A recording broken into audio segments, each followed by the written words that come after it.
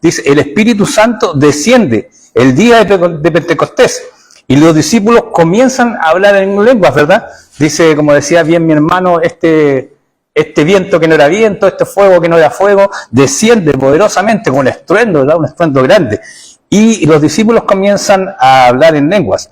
De manera que cada uno, es decir, de aquellos que estaban, de los oyentes que estaban en su lugar, le escuchaba en su propio idioma. Y esto es el don de lengua, ¿verdad? La multitud se maravilla, pero algunos más escépticos creen que ellos estaban borrachos. Y eso lo dice en el versículo 13. Sin lugar a duda, este es uno de los hechos más importantes de esta época, luego del nacimiento y la resurrección de nuestro Señor Jesucristo, la venida del Espíritu Santo en Pentecostés, ¿verdad?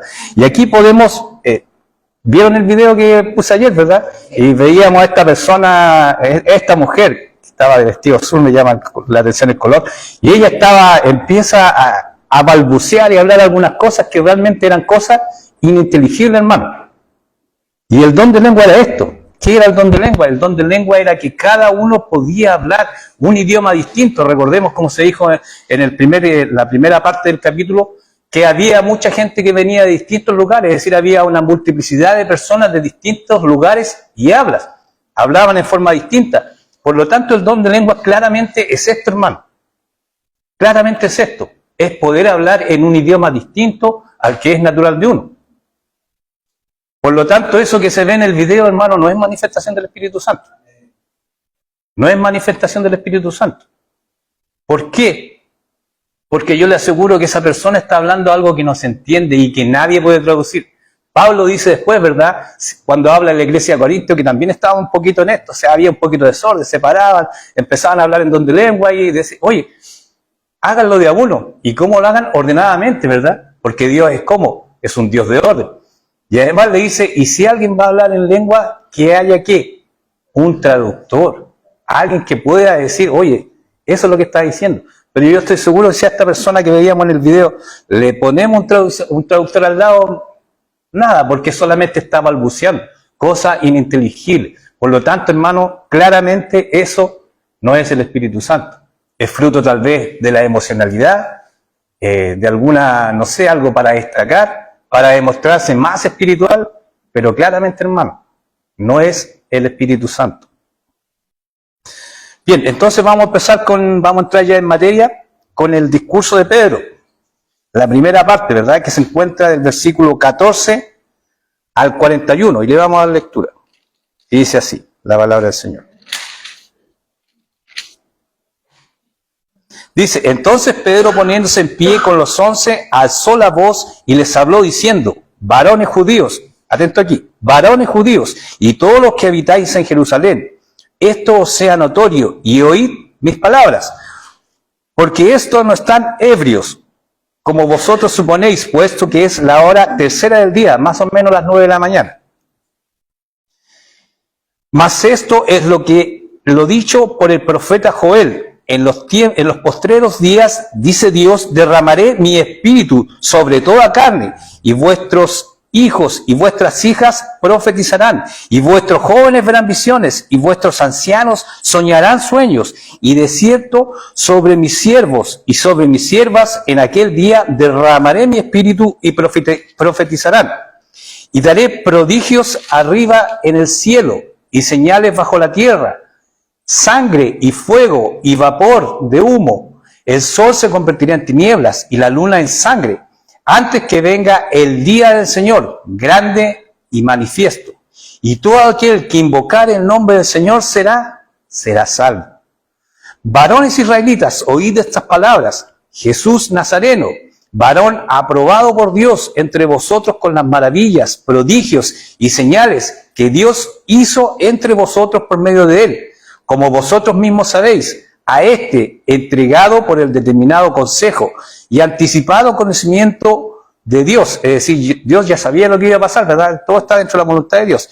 Prendisteis y matasteis por manos de inicuos crucificándoles, es decir, a través de los romanos, al cual Dios levantó, sueltos los dolores de la muerte, por cuanto era imposible que fuese retenido por ella.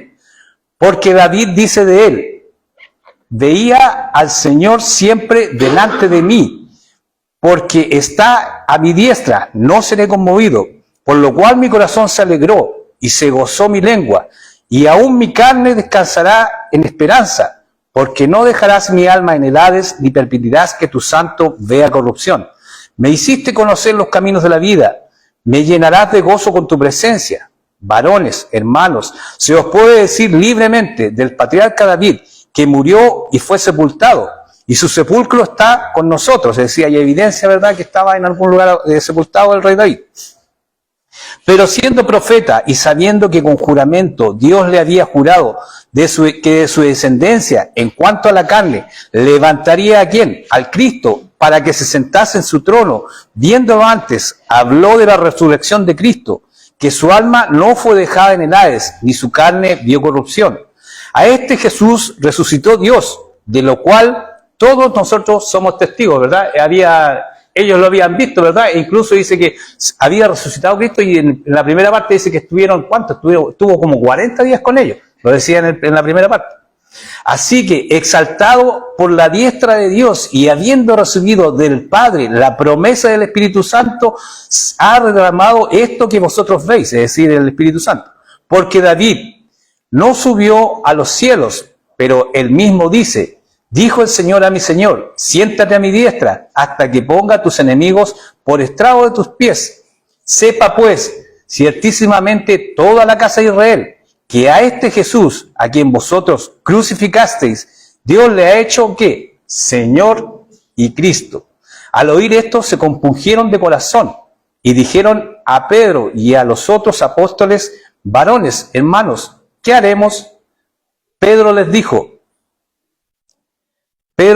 arrepentíos y bautícese cada uno de vosotros en el nombre de Jesús para perdón de los pecados, y recibiréis el don del Espíritu Santo. Porque para vosotros es la promesa, y para vuestros hijos, y para todos los que están lejos, para cuantos el Señor nuestro Dios llamare. Y con otras muchas palabras, es decir, dijo muchas cosas más, les exhortaba diciendo: sed salvos de esta perversa generación. Así que los que recibieron su palabra fueron bautizados, y se añadieron aquel día como 3.000 personas que pasaban a formar la primera iglesia, ¿verdad?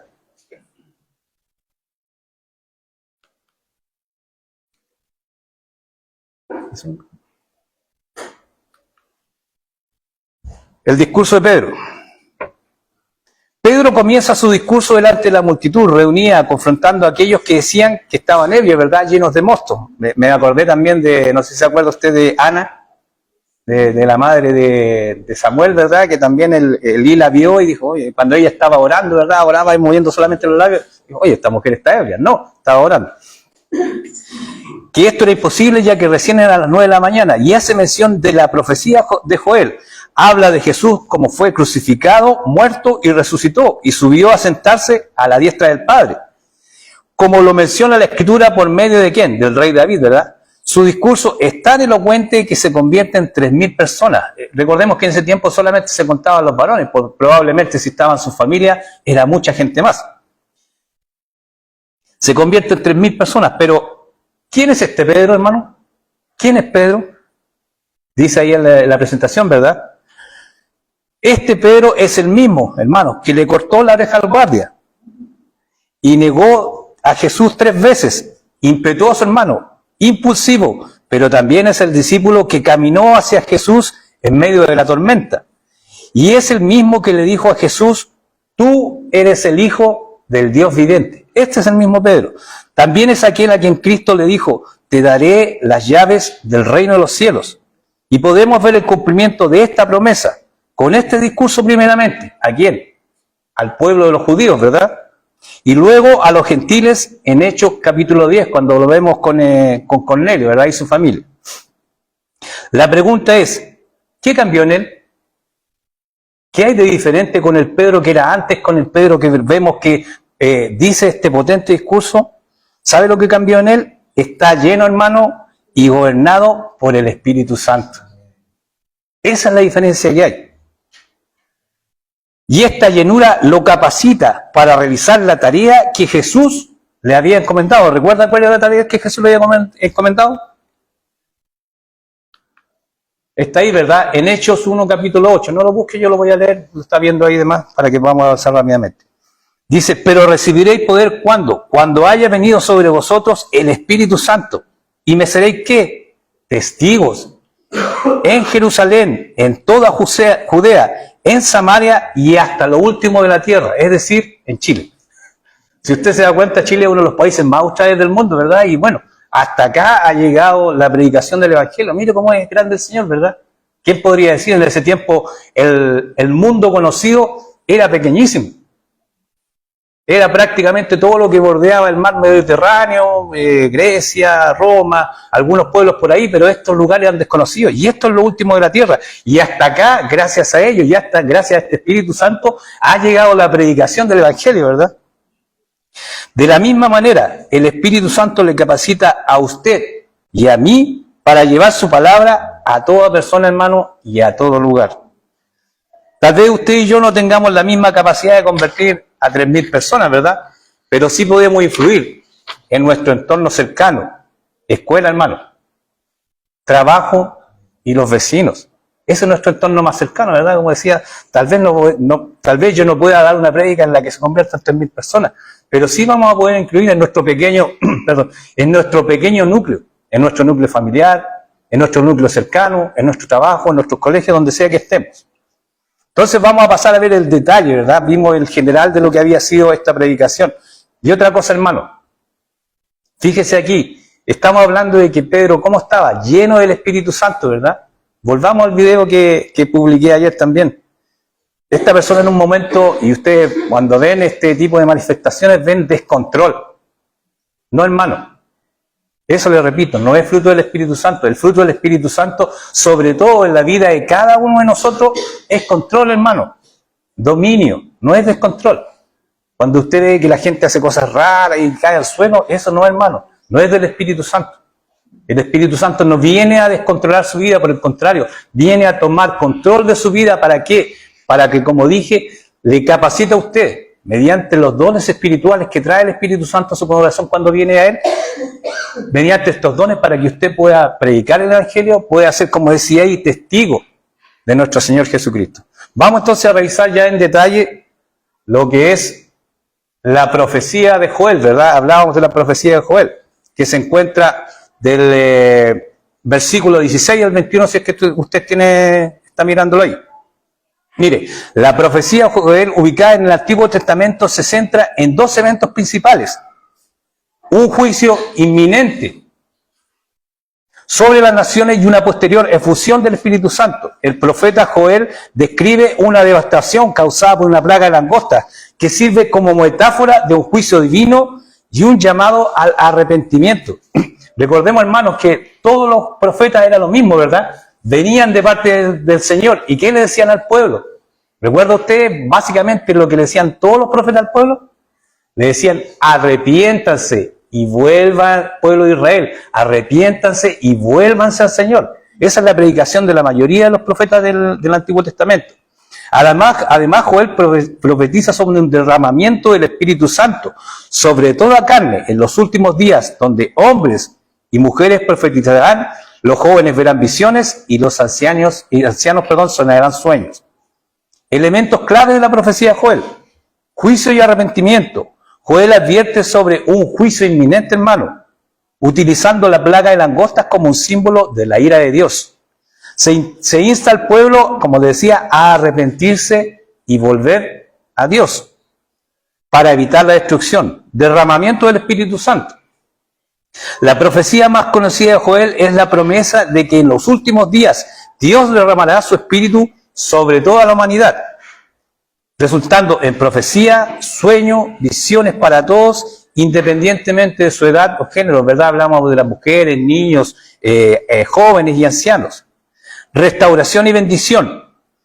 Después del juicio, Joel también profetiza sobre un tiempo de restauración y bendición para el pueblo de Dios, donde la prosperidad será restaurada y se manifestará la misericordia divina. ¿Cumplimiento cuándo? En Pentecostés. El apóstol Pedro cita la profecía de Joel para explicar el evento de Pentecostés, donde el Espíritu Santo fue derramado sobre los discípulos de Jesús. Es decir, Pedro está diciendo, hermano, le está diciendo a la multitud que está reunida ahí, ¿verdad? Le está diciendo, esta profecía se está cumpliendo delante de sus propios ojos. En este momento se está cumpliendo esa profecía. No es ebriedad, no es locura, es la promesa cumplida. Hermano, no sé si recuerda que hace un tiempo les hablaba de que Dios es inmutable. ¿Recuerda usted lo que significa que Dios es inmutable? Dios no cambia, ¿verdad? Dios no cambia, eso significa.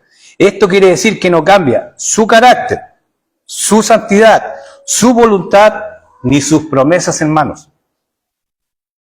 Dios prometió que enviaría su Espíritu Santo y así lo hizo. Se estaba cumpliendo ahí en ese momento, ¿verdad? Y así cumplirá cada una de las promesas que hay en su palabra. Pero también, hermano, ojo, también va a cumplir los juicios que están en la palabra de Dios, ¿verdad? El libro de Joel fue escrito aproximadamente 800 años antes de Cristo y sus discípulos pudieron ver el cumplimiento de esta profecía, hermano, en ellos mismos. Ellos estaban siendo parte del cumplimiento de esta profecía, ¿verdad? El Espíritu Santo descendiendo sobre ellos y haciendo todas estas maravillas. Pero, hermano, así como Dios, como le dije, va a cumplir cada una de las promesas que hay en su palabra, ¿verdad? De bendición, de enviar cosas, ¿verdad? También va a cumplir sus juicios. Y dice en el libro de Apocalipsis que hay un gran juicio delante del trono blanco, ¿verdad? Dice que Dios levantó a todos los muertos y los llevó hasta ese lugar. Y recuerda lo que dice también ahí, dice que aquel que no se encontró inscrito su nombre en el libro de la vida, ¿recuerda lo que pasó con él? Fue arrojado al lago de fuego. Eso también va a ser real. Por lo tanto, tenemos que entender que nuestra misión de predicar y enseñar el Evangelio, de mostrar a Cristo, es urgente, hermano. Aquí pasaron 800 años. Ahora, desde ese momento hasta ahora han pasado, no sé, más de 2000 años. Pero eso va a pasar. Sí o sí va a acontecer. Y todas las personas que no hayan recibido a Cristo van a pasar por este proceso. Dice que van a ser arrojadas al lago de fuego. Por lo tanto, eso también es una responsabilidad para cada uno de nosotros. Vamos a revisar la segunda parte, ¿verdad?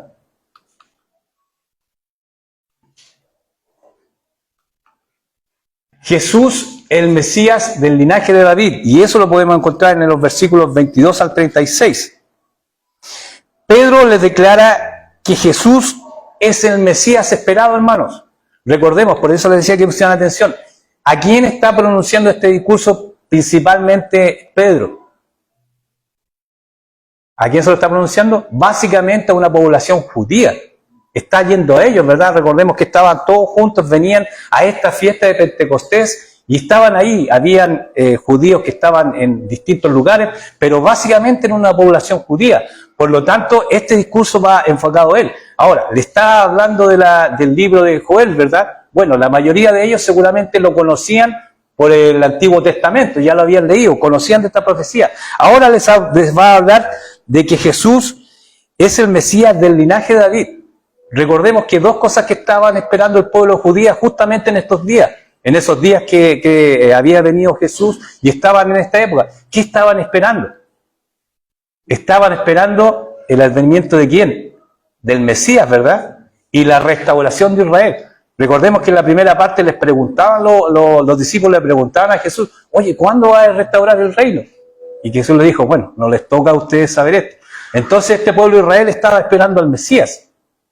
No lo reconocieron primeramente en Jesús, porque como se dijo la semana pasada, ellos pensaban que la venida del Mesías y la restauración del reino eran cosas que iban a suceder paralelamente, iban a suceder prácticamente en el mismo instante. Pero sin embargo, estos dos hechos estaban separados por miles de años de distancia, ¿verdad? Aquí solamente se estaba cumpliendo la venida del Mesías, con la venida de nuestro Señor Jesucristo. Entonces Pedro le está diciendo a ellos, oye, este era el Mesías esperado, este. Pedro le declara que Jesús es el Mesías esperado por el pueblo de Israel y que su ministerio fue respaldado ¿por qué? Por las señales, ¿verdad? Todos podían ver las señales que él hacía. Levantó muertos de la tumba, devolvió la vista a los ciegos, hizo caminar gente inválida. Entonces todo el pueblo de Israel pudo ver las señales que Dios hacía a través de nuestro Señor Jesucristo, las señales que Él hizo por medio de ellos, pero no le conocieron y le entregaron para ser crucificado, ¿verdad? Le entregaron para ser crucificado. Ahora, como les dije en delante, esto no escapó a la voluntad de Dios. No es que Dios haya enviado a Cristo y que los judíos lo hayan crucificado. No, estaba todo dentro de la promesa y la palabra de Dios. También cita a David, dejando en claro que Jesús viene de su linaje, según la promesa o la bendición hecha por Jacob a su hijo Judá. Ahí lo tenemos, ¿verdad? Génesis 48:8, del 8 al 10 dice: tu mano en la cerviz de tus enemigos. Judá, te alabarán tus hermanos, es decir, todas las otras tribus de Israel. Tu mano en la cerviz de tus enemigos, los hijos de tu padre se inclinarán a ti. Cachorro de león, Judá, de la presa subiste, hijo mío, se encorvó, se echó como león, así como león viejo, ¿quién lo despertará? No será quitado el cetro de Judá, es decir, que siempre va a haber alguien que está como rey dentro de la tribu de Judá, ni el legislador de entre tus pies, hasta que venga Seol, y a él se congregarán, ¿quién? Todos los pueblos. Termina diciendo que este Mesías no solamente fue, hermanos, crucificado, ¿verdad?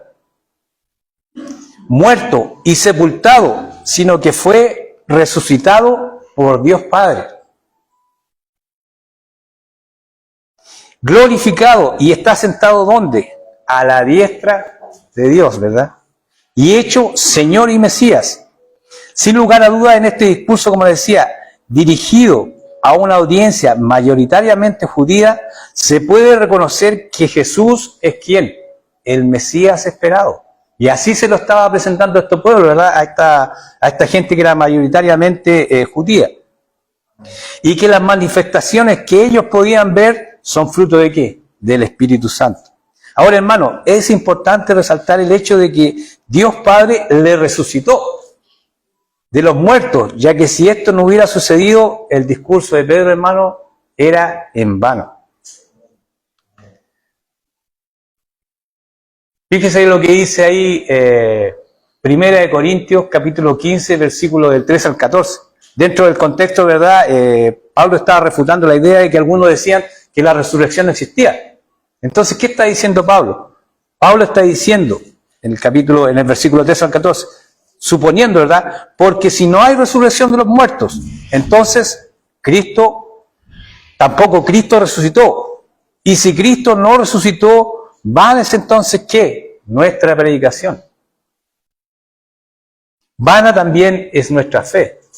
Recuerda que le dijo ahí, le decía que ellos tenían la tumba del rey David, ¿verdad? Le habló cuando hablaba del rey David, decía, bueno, este rey, pero está su tumba, está ahí, y él está dentro de la tumba, ¿verdad? Ellos sabían dónde estaba la tumba, y ahí adentro estaba David, pero nuestro Señor Jesucristo, evidentemente, la tumba, ¿cómo estaba?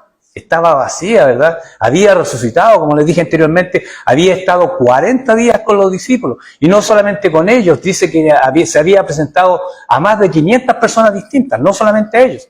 Entonces ellos lo habían visto resucitado, glorificado, caminar entre ellos, entonces ellos sabían que nuestro Señor Jesucristo no estaba en la tumba, había sido librado de la muerte por el poder de nuestro Dios, y ahora había sido resucitado. Por lo tanto, como le digo, si nosotros decimos, hermano, cuando predicamos el Evangelio, ¿verdad? Decimos, sí, Cristo vino, sí, sí vino. Cristo murió por sus pecados y por los míos, sí, sí vino. Fue crucificado y derramó hasta la última gota de sangre, sí, sí vino. Pero también tenemos que decir que Él resucitó, que nuestro Dios lo resucitó, para que nosotros también podamos tener la esperanza, ¿verdad?, de esa resurrección venidera. Vamos a ver ahora entonces la tercera parte. ¿En qué resultó todo esto? ¿Verdad?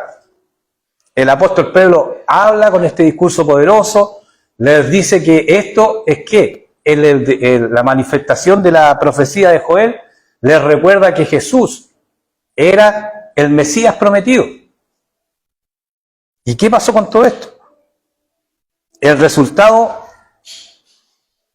del discurso. ¿Cuál fue el resultado de este discurso? El resultado, hermanos, fue claro: arrepentimiento y conversión. Arrepentimiento y conversión. de aproximadamente, ¿qué? 3.000 personas, como lo hablamos, más probablemente sus familias. Fíjese lo que dice Juan, capítulo 16, versículos 7 al 11. Dice, cuando venga Él, Jesús hablando del Espíritu Santo, ¿verdad? Convencerá al mundo de ¿qué? De pecado, de justicia y de juicio. Esa también es una de las misiones del Espíritu Santo, ¿verdad? En este mundo. De pecado, por cuanto no creen en mí. De justicia, por cuanto voy al Padre y no me veréis más. Y de juicio, por cuanto el príncipe de este mundo ha sido ya juzgado. La acción del Espíritu Santo en los oyentes fue corazones arrepentidos, hermanos, que reconocieron en Jesucristo a su Señor y a su Salvador. Sintieron un arrepentimiento, hermano, genuino, ¿verdad? Porque uno se puede arrepentir, uno de repente a veces, como se dice vulgarmente, a veces la embarra, no sé, se manda alguna embarra. Y uno dice, oh, ¿sabes que me arrepiento? Muchas veces uno se arrepiente por las consecuencias de las cosas que han pasado. Pero este era un arrepentimiento genuino, hermano, de corazón. No solo algo pasajero, porque muchas veces uno predica el Evangelio y la gente tal vez se compunge, bueno, pero después siguen viviendo su vida y se olvidan de todo. No solo algo pasajero, sino una necesidad de hacer algo ante esta verdad revelada, ¿verdad? La verdad revelada que nuestro Señor Jesucristo es el Mesías, vino a este mundo, murió por cada uno de nosotros, derramó su sangre y luego resucitó. Entonces la pregunta es, ¿qué haremos? Como le decía, muchas veces uno conversa con algunas personas, ¿verdad? Y les predica el Evangelio y hay dos posibilidades. Estas personas, por lo general, algunos dicen, está bien, sí, pero no sé, eso no es para mí. ¿Se acuerda cuando Pablo le predicó a una persona que estaba, ¿cómo se llama? Que estaba en inminencia y le dice, por poco me persuade, lo recuerdo, ¿no? Por poco. Pablo le dice, oye, por poco, por mucho hubiera recibido la verdad. Pero mucha gente dice eso, ¿verdad? Uy, mira, casi me convierto, ¿verdad? Pero sus corazones tal vez todavía hay dureza o no reconocen sus pecados. Entonces, muchos de ellos en realidad dicen, bueno, sí, pero sigo mi camino. Sin embargo, cuando el Espíritu Santo, como dice ahí, los convence de pecado y de juicio y actúa genuinamente en los corazones de cada uno de ellos, la persona se arrepiente. Y la pregunta es esta, ¿qué haremos? ¿Qué voy a hacer? ¿Qué puedo hacer? Reconozco que nuestro Señor Jesucristo es mi Salvador. Reconozco que he pecado, que mis pecados fueron perdonados. ¿Qué puedo hacer? Y fíjese lo que le dice, esta pregunta es una necesidad de hacer algo ante esta verdad revelada. ¿Qué haremos? Esta es la pregunta clave. ¿Qué podemos hacer, hermanos? Cuando entendemos que Cristo murió por nosotros en una cruz y derramó hasta la última gota de su sangre para liberarnos de la esclavitud del pecado. ¿Qué les dice Pedro? Pedro le dice, lo único que pueden hacer ante esta revelación es arrepentirse, hermanos. Arrepentirse de corazón y convertirse. Es decir, dar un giro de 180 grados en su vida, ¿verdad? Es decir, yo estaba caminando hacia allá, hacia mi perdición, y ahora voy a caminar en el sentido contrario, 180 grados. Dejar atrás todo lo malo que habían hecho y comenzar, hermanos, a vivir para Cristo. Lo mismo que hicimos muchos de nosotros, ¿verdad? Estábamos caminando en esa dirección.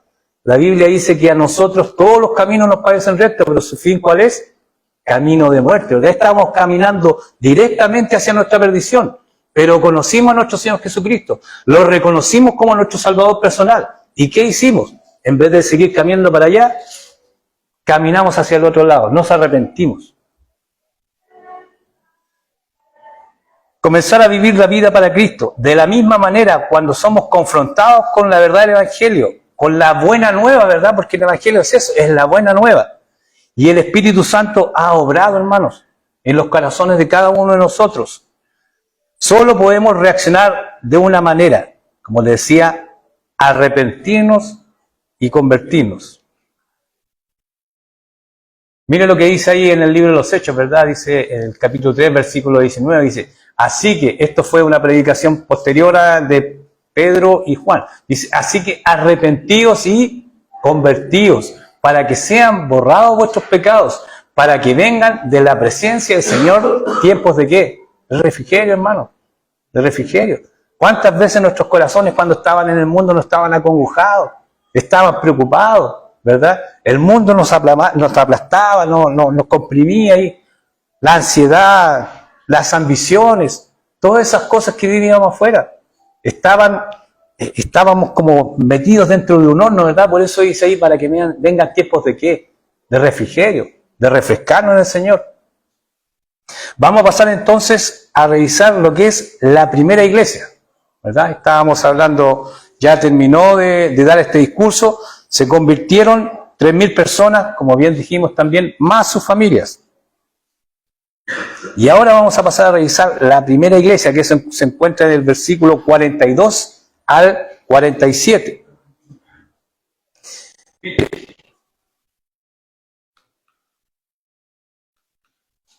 Ahí está la primera iglesia. Y vamos a ver algunas características de esta iglesia. Y sabe que, evidentemente, ha pasado ¿cuánto? Más de 2.000 años. Pero esta es la primera iglesia. Y es difícil que uno no pueda compararse, ¿verdad? Compararse con esta primera iglesia. Es decir, ellos tenían un montón de cualidades que tal vez nosotros deberíamos conservar. Pero vamos a ver cómo son estos hermanos de la primera iglesia y cómo tal vez es la iglesia que tenemos actualmente. Podemos ver cómo los que se habían arrepentido y bautizado, ¿verdad?, permanecían juntos y en comunión y en oración. Estas personas conformaron la primera comunidad cristiana de la historia y básicamente, ¿sabe lo que eran? Eran judíos. Eran judíos que se habían convertido en nuestro Señor Jesucristo. Por eso les decía yo, este discurso está dedicado primeramente a los judíos, no a los gentiles.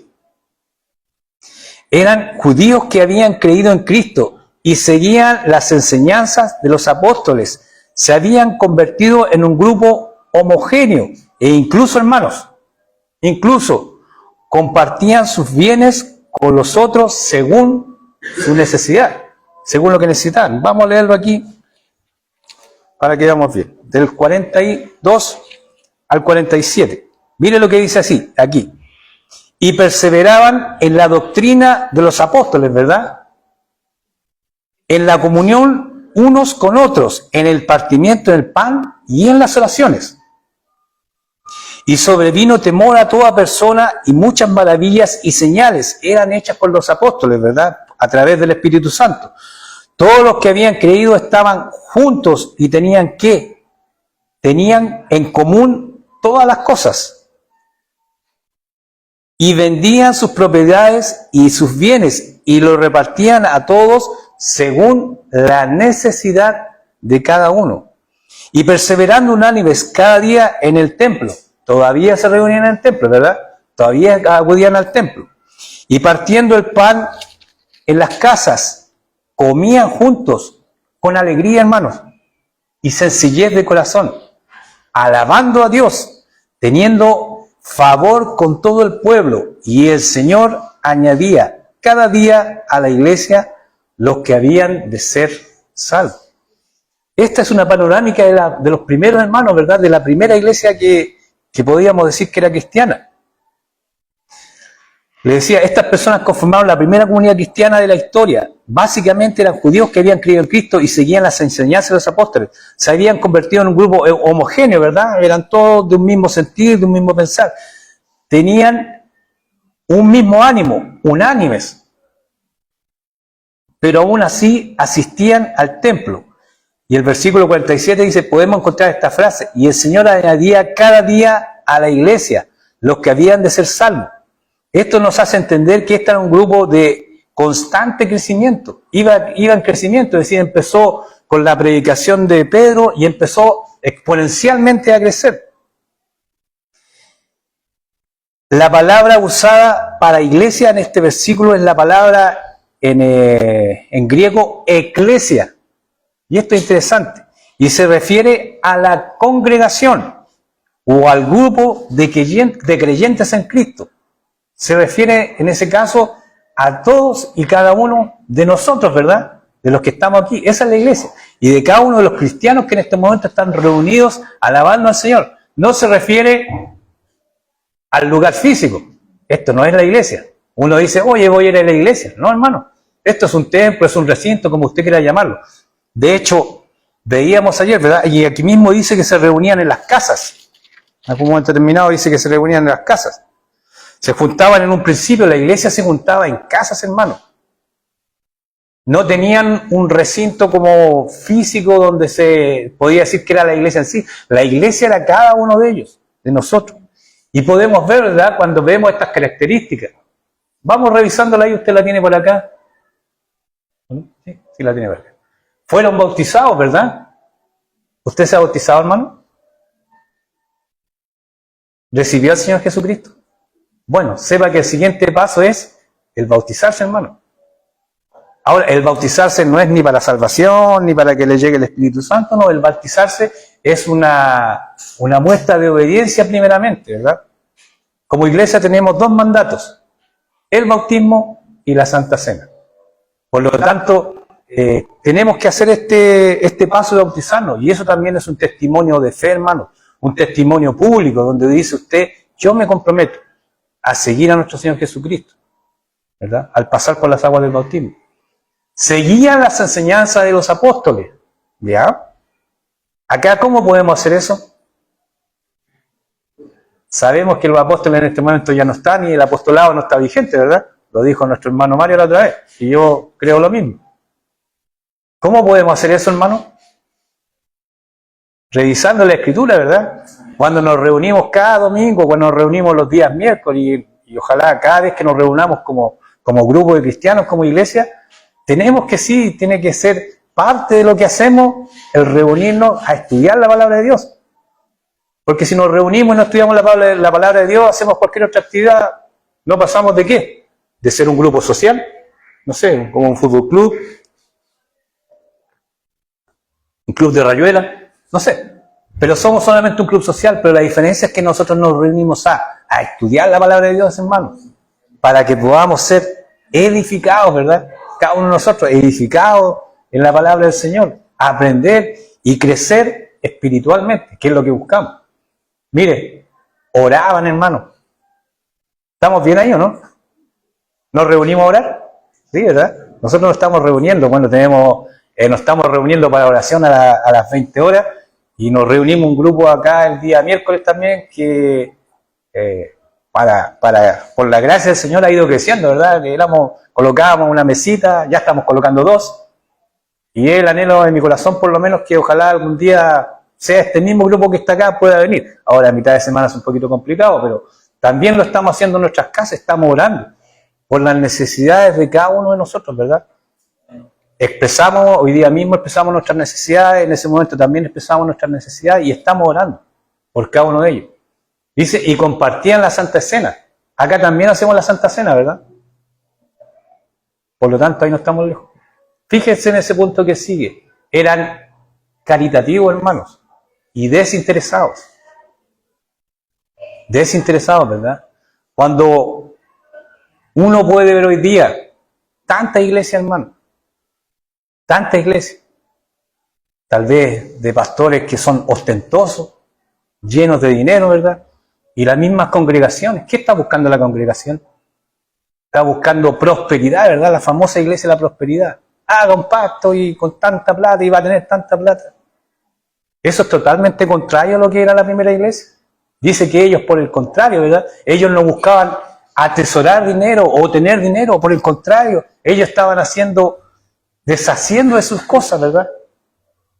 Y todos sus bienes los daban a la iglesia y lo compartían con cada uno de los hermanos que tenían más necesidad.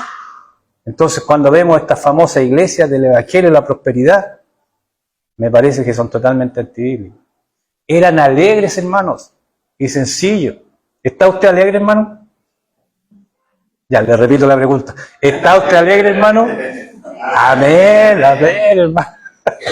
¿Verdad? Estamos alegres, estamos reunidos acá en la presencia del Señor, estamos aprendiendo, estamos con los hermanos. Fíjese que, yo llegué temprano hoy día, Uno casi siempre llega temprano, pero yo podía ver como cada uno de ustedes iba llegando y se iban saludando, ¿verdad? Y se iban conversando. Y eso es bonito, hermano.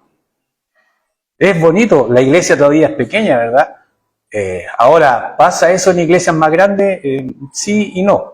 Después ya se vuelve un poquito complicado porque en iglesias donde hay miles de personas, evidentemente, tal vez uno ni siquiera va a conocer a todos los hermanos. Entonces, esta es la gran ventaja que tienen las iglesias pequeñas, que uno puede conocer incluso individualmente a cada uno de los hermanos, puede interiorizarse sus necesidades para poder orar por ellos. Y puede disfrutar de alegría, ¿verdad? Nos reunimos alegremente. ¿Se acuerda cuando le hablaba la otra vez de aquel hermano cuando éramos jóvenes y estaba la reunión de jóvenes y había un hermano ahí en la entrada, no sé si se recuerdan, era uno grande, musculoso y lo saludaba, lo pescaba y casi lo desarmaba. Es eso, ¿verdad? Abrazarse, poder compartir, ¿verdad? Tener la alegría de estar acá, principalmente ¿qué? Alabando al Señor. La alegría de poder estar aquí en este lugar alabando al Señor. Y también de compartir con cada uno de ustedes. Pues a veces uno llega, no sé, como le digo, con sus preocupaciones, con sus cosas, pero a medida que empieza a escuchar la alabanza, que empieza a conversar con los hermanos, todo eso se va disipando y va disfrutando, hermanos, va disfrutando de la presencia del Señor, ¿verdad? Este pequeño, como decía ahí, este pequeño refrigerio que tenemos. Ya mañana volveremos a todas nuestras actividades, volveremos a nuestros trabajos, volveremos a nuestro estudio, volveremos al estrés de las micros, el hermano que tiene que va como 4 horas en micro, yo ando por las mismas, pero eso va a ser mañana, pero en este momento que estamos reunidos, hermanos, seamos alegres, ¿verdad? Sencillo, ¿verdad? Aquí, hermanos, nadie es superior a otro. No porque yo esté adelante acá enseñando la palabra, no. Por el contrario, eso me da más responsabilidad a mí, porque si uno sabe más, al que más sabe, más se le va a exigir, ¿verdad? Todos tenemos el mismo nivel, nadie es superior, ¿verdad? Evidentemente hay un pastor y el pastor es el administrador que Dios ha puesto por líder en nuestra iglesia, merece nuestro respeto, pero aún así, al pastor Pablo cuando estábamos en Antofagasta de repente le decíamos hermano, y él me decía, no hay ningún problema, si al final yo también soy hermano suyo, somos consiervos, ¿verdad? Unos siervos de otros. Mire lo que dice ahí, alababan a Dios y tenían buen testimonio. No estamos comparando con esta iglesia, ¿verdad? Eso es lo que estamos haciendo en este momento. Alababan a Dios y tenían buen testimonio. Estamos alabando a Dios, nos reunimos a alabar a Dios, ¿verdad? Y fíjese que estos hermanos tenían buen testimonio dentro de la comunidad.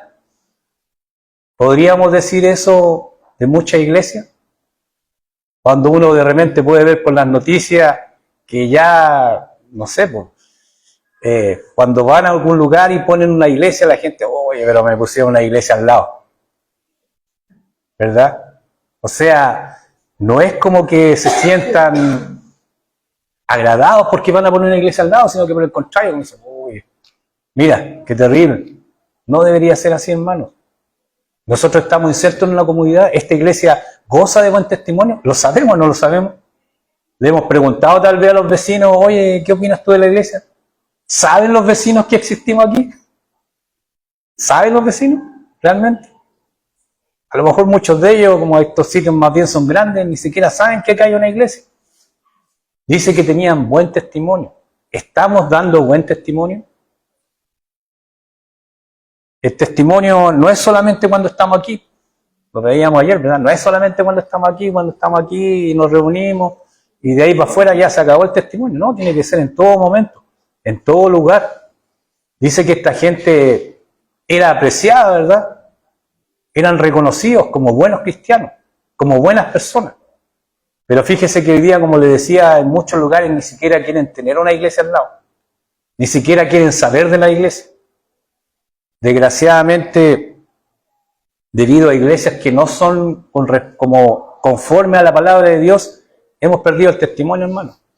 Sí o sí. Entonces, ¿qué pasa con la mayoría de la gente? No hace distinción. No hace distinción y nos mete a todos en un mismo saco. Ah, ya están los canutos, ¿verdad? Ahí están los canutos. Somos todos canutos, no hermano. Por lo tanto, nuestro testimonio es importantísimo. No solamente acá adentro, sino que con la comunidad. ¿Qué estamos haciendo por esta comunidad? ¿Qué podríamos hacer por ella? Tal vez una campaña de evangelización, no sé, lo desconozco. ¿Pero podríamos hacer algo por esta comunidad? Sí, podríamos hacerlo, ¿verdad? Entonces, como le digo, esta es la comparación. Esta primera iglesia, Y después vamos a ver que pasaron muchas cosas más con esta primera iglesia. Pero debería ser esta la guía, ¿verdad? El molde, deberíamos ser como eran ellos, ¿verdad? Fueron bautizados, seguían la enseñanza, oraban y compartían la cena. Caritativos, hermano, y desinteresados, alegres, sencillos. Alababan a Dios y tenían buen testimonio. Esta fue la primera iglesia que se formó. Como le decía, la iglesia es el grupo de creyentes, no el edificio como muchas veces pensamos nosotros. En conclusión, hermanos, ya para concluir.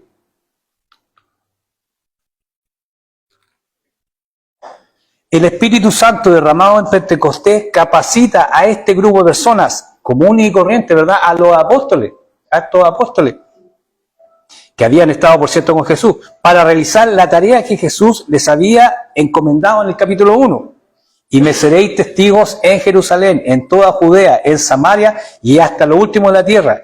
Y este Espíritu es el que convence de pecado, justicia y juicio a todos los oyentes del discurso de Pedro, que pasan a formar la primera iglesia como lo vimos. Este Espíritu les guiará en su camino haciendo señales y milagros para confirmar que realmente son los verdaderos discípulos de Cristo. Ahí estamos, recuerden que estamos recién empezando el libro de Hechos. Después los vamos a ver haciendo distintas señales. ¿Para qué? Para que realmente tuvieran testimonio de que ellos estaban con Cristo, la gente los pudiera reconocer. Pero mire, el Espíritu Santo nos sigue acompañando. Es decir, esto no es algo que vino ese día y se acabó. No, el Espíritu Santo nos sigue acompañando. Hoy, para capacitarnos a ustedes, hermanos, y a mí, para ser testigos de nuestro Señor Jesucristo. Hablábamos del testimonio, ¿verdad? Guiarnos en el estudio de la palabra. Muchas veces antes, cuando no conocíamos a Cristo, leíamos la Escritura y no entendíamos nada. Pero cuando vinimos al conocimiento de la verdad, se abrieron nuestros ojos espirituales, ¿verdad? Guiarnos en el estudio de la palabra y convencer a este mundo de pecado, de justicia y de juicio. Vamos a orar, hermano.